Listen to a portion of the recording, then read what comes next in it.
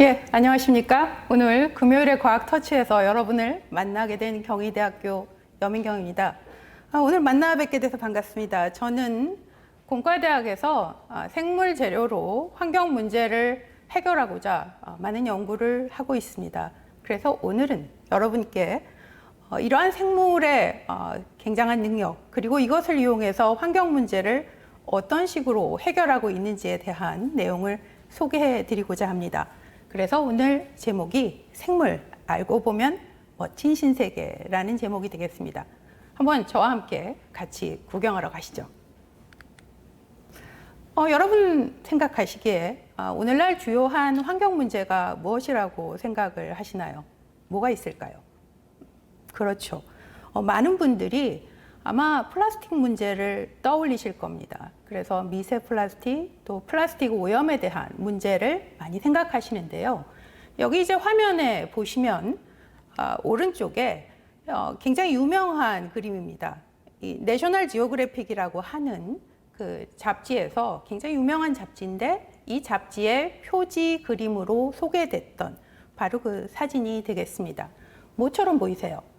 언뜻 보시면 빙산처럼 보이죠, 그렇죠? 근데 조금 자세히 보시면, 잘 보시면 플라스틱 주머니입니다. 그래서 위를 보시면 빙산의 일각처럼 작은 부분이 떠 있지만, 이 수면 아래를 보면 굉장히 커다란 플라스틱 주머니가 있는 것을 보실 수 있습니다.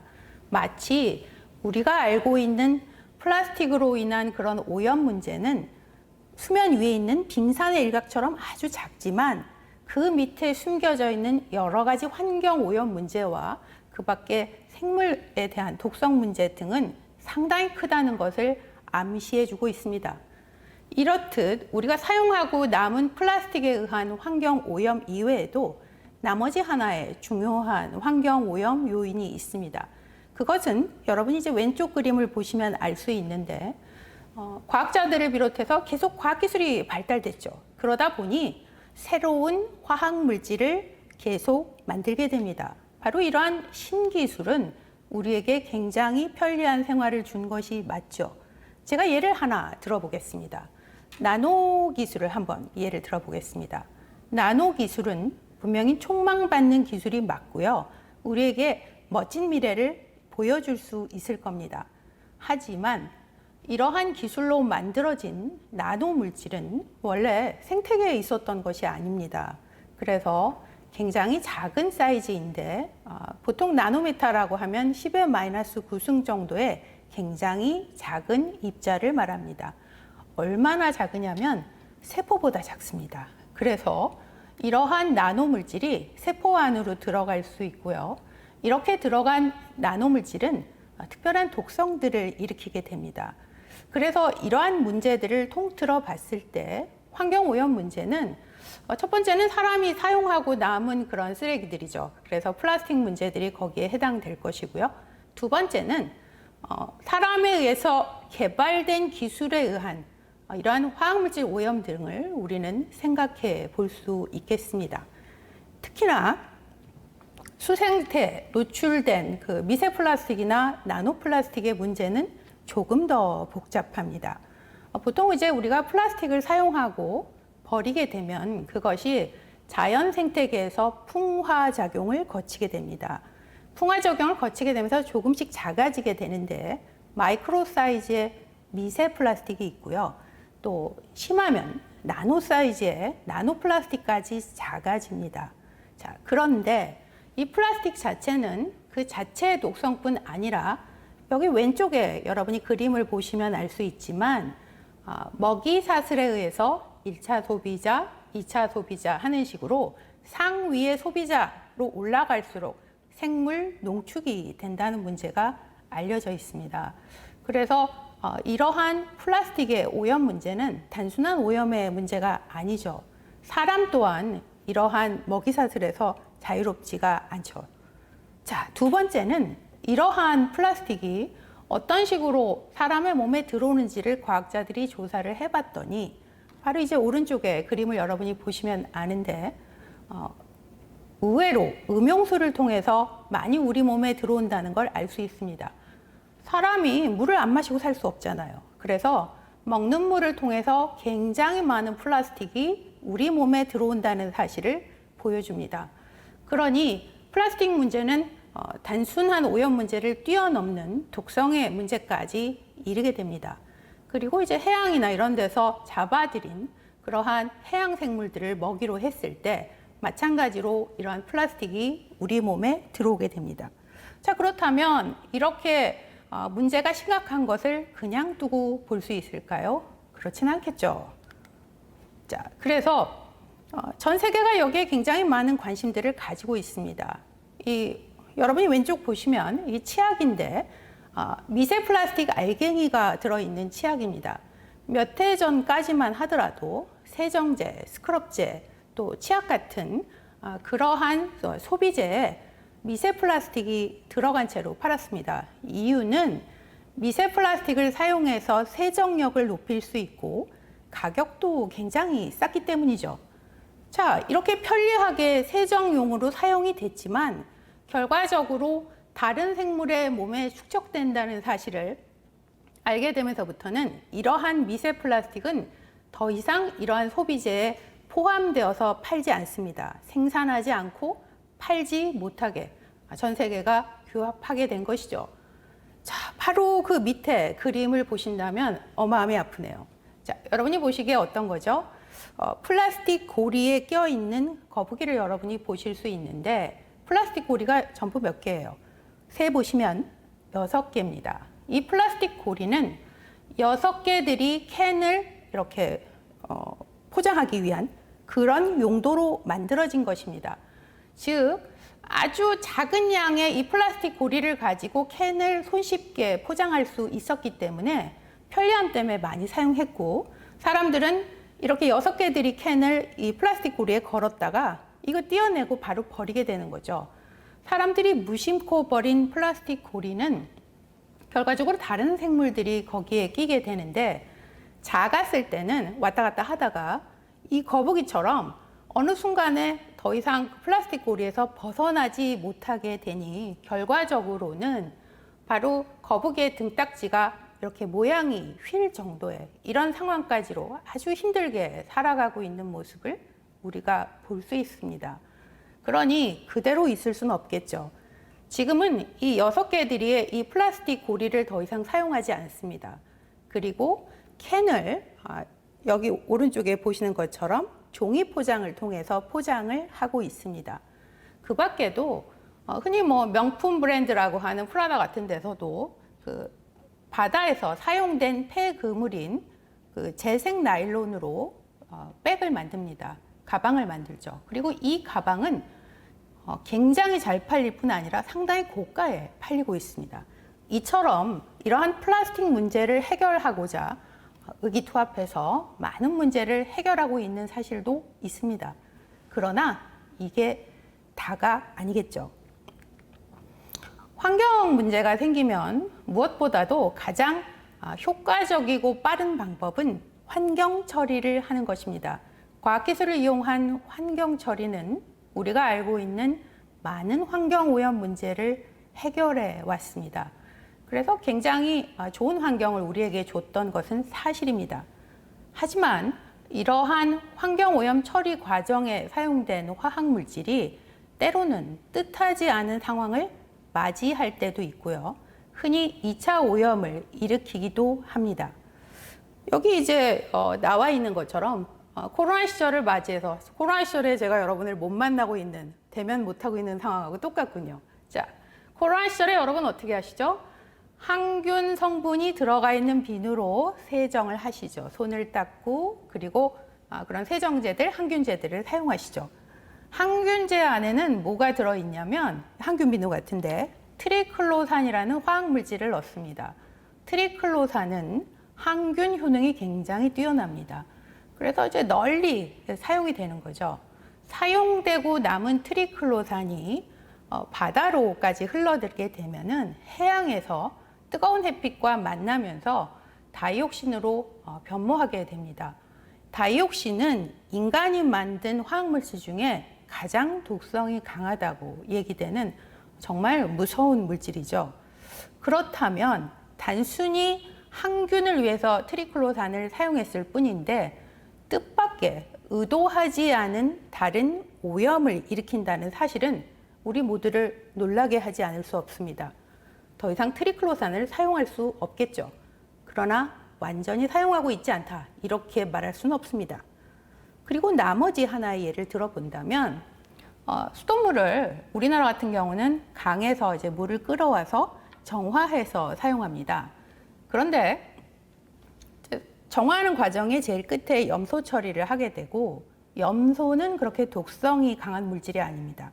자, 그런데 우리나라는 비가 사계절 똑같이 오는 나라가 아닙니다. 뭐 요즘처럼 비가 많이 왔던 적도 있지만 갈수기라고 그래서 비가 잘 오지 않는 그런 계절이 있습니다. 그런 시기가.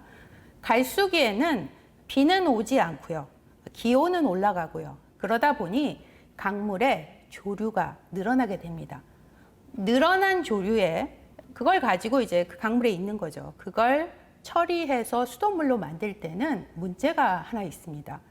이 조류에 특유의 냄새가 있어서 수돗물의 품질이 떨어집니다. 그러면 이 문제를 해결하기 위해서 평소보다 많은 염소를 투여할 수밖에 없는데, 염소 자체는 독성이 없어요. 하지만 이렇게 조류를 좀 더 조류의 냄새를 없애기 위해서 염소를 더 투여한 이 상황에서는 뜻밖에도 THM이라고 하는 2차 오염 물질이 생성이 됩니다. THM은 트리할로메탄이라고 해서 발암 물질로 널리 알려져 있습니다. 이런 문제를 해결하기 위해서 정말 많은 고민을 하고 있습니다. 그래서 지금은 어떤 화학 물질이 효과가 좋다라는 이유만으로 그 화학 물질을 쓸 수 없는 세상에 있습니다. 선진국을 중심으로 해서 어떤 화학 물질을 쓰려면 이 화학 물질이 사람과 생태계에 영향이 없다는 걸 입증하지 않으면 사용할 수가 없습니다. 즉 예전에 언뜻 그 화학 물질의 그런 능력만 가지고 화학 물질을 여기저기에 환경 처리에 썼다면 지금은 그럴 수 없게 됐다는 뜻이죠. 그래서 과학자들의 고민이 깊어졌습니다. 이거 어떻게 해결하지? 어떻게 해결하지? 이렇게 고민하게 됐고요. 그 대안이 나온 것이 바로 생물에서 답을 찾고자 하는 것입니다. 생물에서 답을 찾을 수 있나요? 생물은 적어도 이런 화학물질이 가지고 있는 문제는 단박에 해결할 수 있습니다. 한번 들어가 보실까요? 자, 여기 노루가 한 마리 있습니다. 이 노루는요, 집에서 키우는 노루가 아닙니다. 야생의 노루입니다. 야생의 노루는 배고플 때 편의점에 내려가서 뭐 사 먹지 않죠. 자, 그래서 어느 날 이 노루는 배고파서 자기 서식지에 나와서 이제 적당한 크기의 나무, 그리고 부드러운 잎을 가진 나무를 찾아서 옵니다. 자, 그리고 이 나무를 발견한 다음에 맛있게 먹기 시작해요. 자, 그런데 아직 배가 차지 않았음에도 불구하고 이 노루는 다른 나무를 찾아갑니다. 왜 그럴까요? 노루의 입장을 한번 생각해 봅시다. 이 노루는 자기 서식지에서 이 나무를 찾아올 때까지 여러 가지 위험에 노출될 수 있었습니다. 포수의 눈에 띄었다면 위험하군요. 그리고 장난치다가 다리가 접질러지면요, 쩔뚝거리는 노루는 천적의 먹이 1순위입니다. 목숨을 잃을 수도 있었습니다. 그런데 어디 한가롭게 여기저기죠? 이럴 수 없죠. 얼른 먹고 집으로 돌아가는 게 맞지 않나요? 서식지로요. 나무 입장을 한번 봅시다. 나무는 노루란 놈이 와서 나를 먹고 있는데 전혀 즐겁지 않습니다. 소리를 지르고 싶지만 지를 수 없고요. 발이 있어서 도망가고 싶지만 그럴 수도 없네요. 노루는 그냥 노루가 먹고 있는 것을 나무는 그냥 지켜볼 뿐인 거죠. 자, 그런데 노루가 실컷 이 나뭇잎을 먹은 다음에 집에 가면 노루가 뭘 할까요? 뭐 할까요? 수학문제 풀까요? 아니면 문제집 풀까요? 그럴 리가요. 뭐 하죠? 뭐 할까요? 실컷 먹으니 자거나 싸거나 그렇죠. 그것만 하는 것이 아니라 모든 생물은 에너지가 남으면 생식을 합니다. 그래서 다음엔 새끼들을 잔뜩 낳아서 같이 데리고 옵니다. 그러면 나무 입장에서 보니까 처음엔 혼자 오더니만 새끼 데리고 왔네. 이렇게 몇 번 왔다 갔다 하면 어떻게 될까요? 나무가 껍질도 안 남을 것 같습니다. 그래서 나무가 전략을 짜죠. 어떤 전략을 짜나요? 놀러 가서 맛있게 먹고 있을 때 어느 순간 바로 나뭇잎의 맛이 다릅니다. 바로 나뭇잎의 맛을 다르게 하는 이 물질을 우리가 식물 독소, 그래서 파이토톡신이라고 합니다. 자, 그런데 이 노루는 맛이 없는 건 상관없어요. 그저 저는 여기서 먹고 말 거예요. 오직 이 한 나무에서만 먹는다면 이 노루는 불임에 걸릴지도 모릅니다. 설마요? 두고 봅시다. 자, 옆에 보시면 그리스 로마 신화에 나오는 인물이 나옵니다. 혹시 아세요? 누군지? 자, 그리스 로마 신화에 보면 세상을 다스리는 신이 나오죠. 하늘은 누가 다스리나요? 제우스. 바다는 포세이돈. 땅은요? 하데스가 다스립니다. 하데스가 땅을 다스리는, 지하세계를 다스리는 하데스가 어느 날, 오늘처럼 날 좋은 날 지상으로 나옵니다. 하데스는 지상에서 햇빛을 즐기다가 아주 아름다운 소녀를 발견합니다. 바로 이 인물이네요. 누구죠? 거기 써 있군요. 페르세포네입니다. 페르세포네를 보고 한눈에 반합니다. 구애를 했겠지만 별로 반응이 안 좋았나 봐요. 하데스가 나쁜 마음을 먹고 페르세포네를 납치해서 지하세계에 데려갑니다. 자, 그런데 페르세포네에게는 대단한 엄마가 있었죠. 누구죠? 데미테르입니다. 데미테르는 대지의 여신이면서 농사의 여신입니다. 이 데미테르가, 여신인 데미테르가 세상을 여기저기 뒤졌지만 자기 딸을 찾지 못합니다. 데미테르는 머리 싸매고 눕습니다. 애가 없어졌으니까. 그러다 보니 세상은 말이 아니게 되죠. 자기가 해야 될 일을 안 하니. 그래서 신들의 제왕인 제우스가 데미테르를 허겁지겁 찾아옵니다. 당신 뭐야? 왜 일을 안 하는 거야? 당신 때문에 난리가 나지 않았나? 라고 따집니다. 그때 데미테르는 말하죠. 내가 지금 일을 하게 생겼냐고. 우리 애가 없어졌는데 내가 지금 일을 하게 생겼냐고 얘기합니다. 그래서 제우스가 직접 나서서 페르세포네를 찾게 되고요. 하데스가 데리고 있는 걸 알게 됩니다. 제우스가 하데스한테 가서 야, 이번에 상황이 나쁘니 내놔라. 이렇게 얘기를 하죠. 하데스는 눈구랭이라서 그럼 데려가시든가 이렇게 됩니다. 데미테르가 허겁지겁 지하세계에 내려와서 딸인 페르세포네를 만나게 되죠. 그리고 묻습니다. 야, 너 별일 없었니? 너 괜찮니? 페르세포네가 울며 불며 엄마, 제가요 며칠 동안 울면서요 엄마만 생각하고요 이렇게 말합니다. 그러면서 데미테르가 묻죠. 야, 너 아무것도 안 먹었지? 아무것도. 이렇게 말하는 순간 페르세포네가 말하죠. 제가 며칠 동안 울며 불며 뭘 먹었겠어요? 아무것도 안 먹었는데 먹었네 안 먹었네 생각해 봤더니 아이고 뭘 먹었군요. 그게 뭐죠? 이 그림에 나와 있는 바로 이 과일이죠. 뭐죠? 석류입니다. 자, 엄마가 내일 온다니 이제 눈물을 거두고 이제 좀 기운을 차리라며 하데스가 슬쩍 밀어넣은 과일 바구니에서 다른 것도 아닌 석류 몇 알을 먹었을 뿐입니다. 그 얘기를 듣자마자 데미테르는 땅바닥에 주저앉습니다. 아이고 큰일 났구나 하고 땅바닥에 주저앉습니다. 왜 그럴까요? 그렇죠. 지하세계의 음식을 먹은 사람은 지상으로 올라갈 수 없습니다. 그러니 큰일이 났습니다. 제우스가 꾀를 내죠. 그러면 1년의 4분의 3은 엄마인 데미테르한테 올라가는 겁니다. 그리고 먹긴 먹었으니 1년의 4분의 1은 지하세계 하데스한테 와서 있도록 중재를 합니다. 데미테르는 그 상황이 마음에 안 들었지만 어쩔 수 없었습니다. 페르세포네를 데리고 지상으로 올라갑니다. 그리고 1년의 4분의 3이 지난 시점에 그 보기 싫은 하데스한테 딸을 보내는 겁니다. 엄마의 마음이 어땠겠어요? 정말 아니겠죠. 머리 싸매고 눕습니다.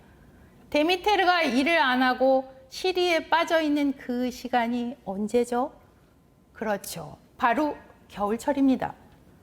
즉, 겨울은 생명이 없는 시절이고 불임의 시절이기도 하다는 뜻입니다. 바로 이 석류 때문에요. 그럴 리가요. 석류 맛있는데, 그렇죠? 자, 석류는요, 파이토에스트로겐이라고 그래서 식물성 에스트로겐이 높은 식물입니다. 파이토에스트로겐은 식물성 에스트로겐이기 때문에 어떤 사람한테는 유리하지만 어떤 사람한테 그렇지 않습니다. 폐경기 여성한테는 어느 정도, 하지만 에스트로겐이 넘치는 사람한테는 그다지 유리한 식물이 아닙니다. 제가 이런 얘기를 하니까 여러분 입장에서 에이 설마 라고 하신다면 대학교에서도 이걸 가르칩니다. 보실래요? 자, 여기 보면 애벌레 있죠. 그렇죠? 이 애벌레는 보시다시피 나뭇잎을 갉아먹고 있습니다. 오직 나뭇잎을 좀 갉아먹었을 뿐인데 좀 있다 무서운 일이 일어납니다. 옆에 보시면 와습이라고 하는 곤충이 있습니다. 무슨 일이 일어날까요? 제가 대학교 교재 그림 그대로 들고 왔습니다. 대학교에서도 이거 가르쳐요. 보실까요? 1번은 이겁니다. 자, 애벌레가 나뭇잎을 먹습니다. 자, 갉아요. 그러면 애벌레의 침이 나뭇잎에 닿게 되고 그것이 신호가 되어서 나뭇잎은 세포에서 특별한 화학물질을 만들기 시작합니다. 그리고 그 물질은 공기 중으로 방출됩니다. 이 화학물질이 방출됐을 때 이 화학물질은 바로 좀 전에 여러분이 보신 와습이라고 하는 곤충을 부릅니다. 와습은 와서 뭘 하냐면 바로 나뭇잎을 먹은 애벌레 몸에 알을 낳습니다. 아이고, 나뭇잎 좀 먹었을 뿐인데 아주 끝장을 내는군요. 식물 결코 단순하지 않습니다. 식물이 동물의 생식력을 좌우한다 라고까지 말합니다. 저희 연구실은 원래 나노 독성을 연구하는 연구실입니다. 그래서 저희는 여러 종류의 시험 생물로 나노 독성을 연구해 왔습니다. 시험 생물을 아무거나 하는 게 아니고요. 시험 생물로 사용할 수 있는 동물들이 따로 있습니다. 그래서 이제 여기 보시는 것처럼 저희는 제브라핏이라고 하는 아주 작은 물고기가 있습니다. 이 물고기의 알을 가지고 실험하는데요.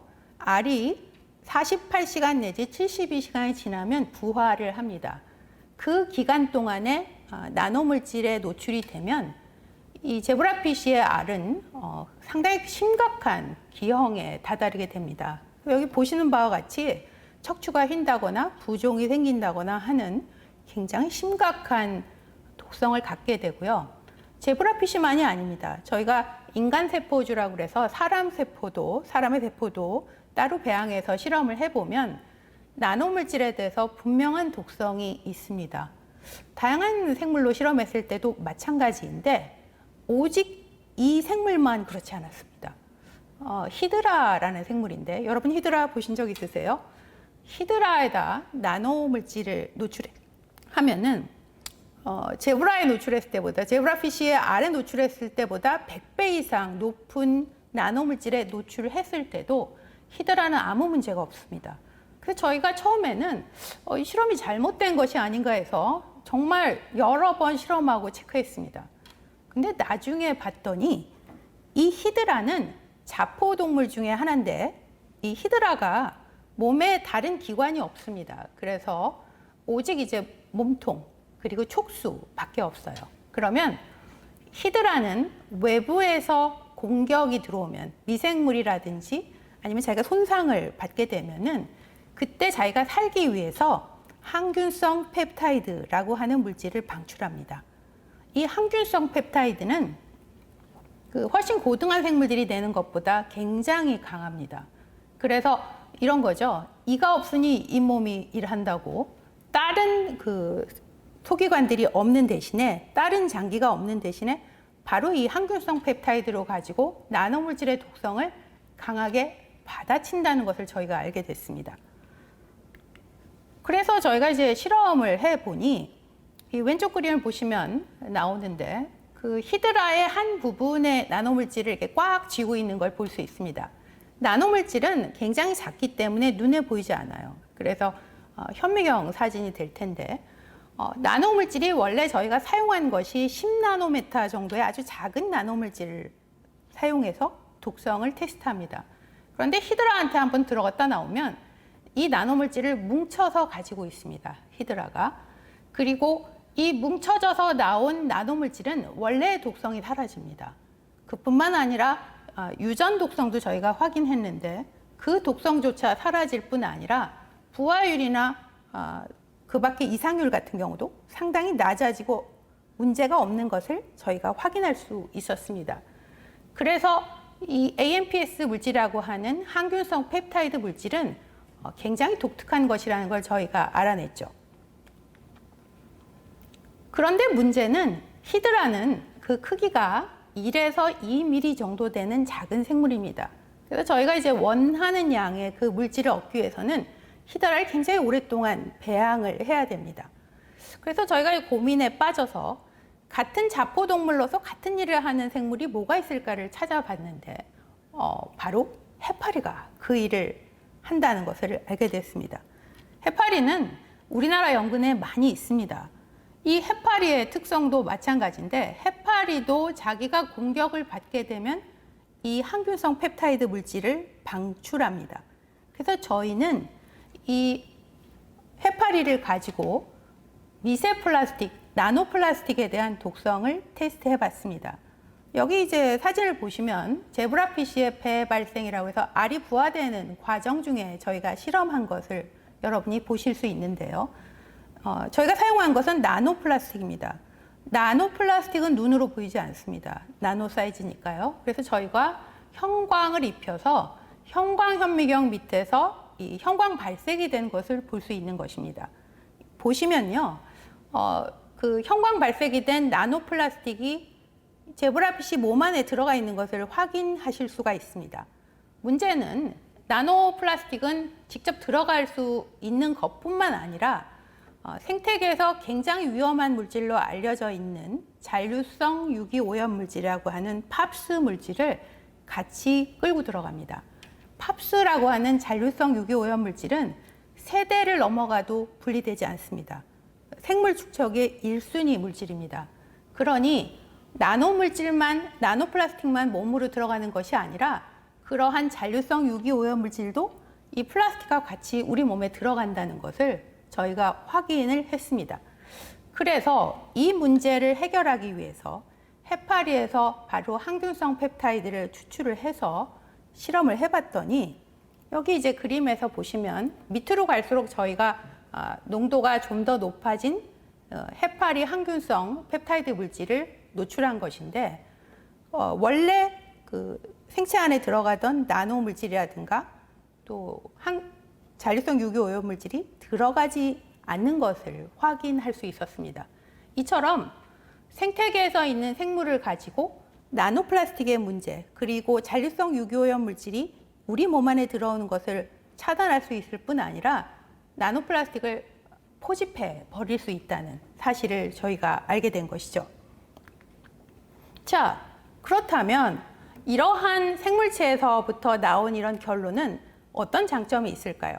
첫 번째 장점은 상당히 생태 친화적이라는 장점이 있습니다. 생태계에 존재하는 것이고요. 지구 생태계에 가장 적합한 그러한 구조를 띠고 있습니다. 특히 이 생물에서 추출한 물질은 생물 축적이 없습니다. 왜냐하면 잔류하지 않고 바로 분해되는 특성이 있기 때문이죠. 그래서 화학물질의 경우는 사용 후에도 분해되지 않는다는 게 굉장히 큰 물질인데 비해서 생물에서 추출한 물질은 그렇지 않습니다. 그러면 모든 것이 해결됐느냐? 그렇지는 않습니다. 아직 해결되지 않은 문제도 있습니다. 첫 번째는 생물체는 욕심이 없어요. 그래서 필요한 만큼 물질을 내고 그런 문제를 해결했으면 그 효과는 사라지게끔 디자인되어 있습니다.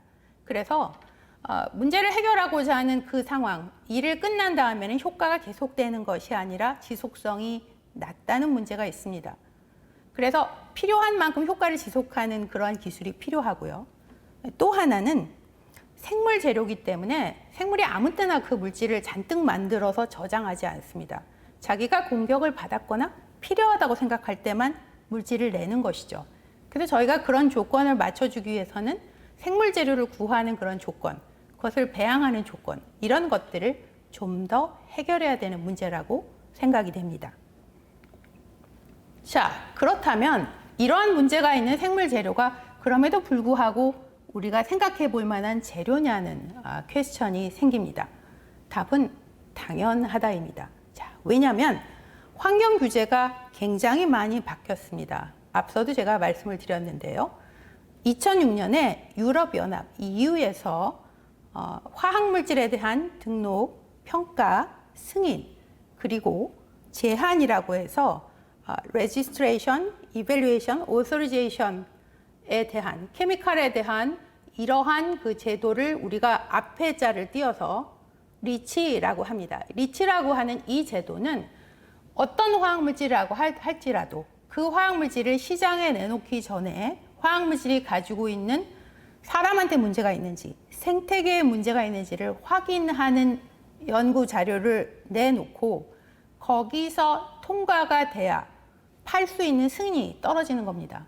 그리고 이 화학물질이 세상에 나왔다 할지라도 이 화학물질을 생산한 사람이 화학물질이 유통되고 어떤 소비자가 소비를 하고 소비 후에 폐기되는 모든 과정에 문제가 있는지를 확인하는 전 과정에 대한 책임을 지도록 하는 강한 규제입니다. 리치가 세상에 나왔을 때는요, 다른 나라들 다 반대했었습니다. 역시 유럽연합 너무 까탈스럽네, 이렇게 생각했습니다. 지금 어떠냐고요? 지금은 리치와 같은 제도가 없는 나라를 찾아볼 수 없습니다. 모든 나라가 이 제도를 가지고 있습니다. 그만큼 필요하다는 걸 안다는 것이죠. 그래서 여러분들이 요즘 어떤 제품을 사시잖아요. 그럼 제품 뒷면에 보시면 이와 같이 모든 화학물질, 그러니까 전 성분이라고 하는 화학물질이 이렇게 쫙 적혀 있는 거 여러분 보실 수 있습니다. 바로 리치와 같은 이런 제도 때문에 가능하게 된 겁니다. 내가 관심이 있다면 내가 오늘 구입한 이 제품에 쓰여 있는 화학물질을 찾아볼 수 있는 거죠. 성분이 나와 있으니까. 그러면 이게 얼마나 위험한지 아닌지를 내가 확인해보고 난 써야겠어. 난 이런 건 못 쓰겠어. 라는 걸 정확히 알려주는 바로 그런 제도라는 것이죠. 이런 제도 하에서 효과만 좋다고 사용할 수 있나요? 화학물질을? 절대 그렇지 않습니다. 안전하지 않은 화학물질, 안전하지 않은 기술은 세상 어디에도 나올 수 없게 하는 것이 전 세계에 합일된 그런 내용이니까요. 오늘 여러분하고 말한 것을 제가 한번 정리해 보겠습니다. 무슨 얘기를 했을까요, 우리가? 환경 문제는 사용하고 남은 쓰레기 내지는 사람이 만든 새로운 화학물질들이 무분별하게 밖에 나왔을 때 생기는 것입니다. 즉 사람에 의한 것이다 라는 말씀을 제가 드렸습니다. 그리고 우리는 이러한 문제를 여러 가지로 해결책을 찾기 위해서 다양한 노력을 하고 있습니다. 실수가 있었다면 바로 잡는 노력을 했었다라는 말씀을 드렸습니다. 그리고 이러한 문제를 찾기 위해서 무엇보다 우선돼야 되는 것은 환경오염 처리 기술입니다. 제가 환경과 교수입니다. 환경오염 처리 기술인데 가장 우수한 기술이죠. 하지만 환경오염 처리 기술에서도 안전하지 않은 화학물질은 사용할 수 없습니다. 그래서 과학자들은 생물에서 이 답을 찾기 위해서 노력하고 있습니다.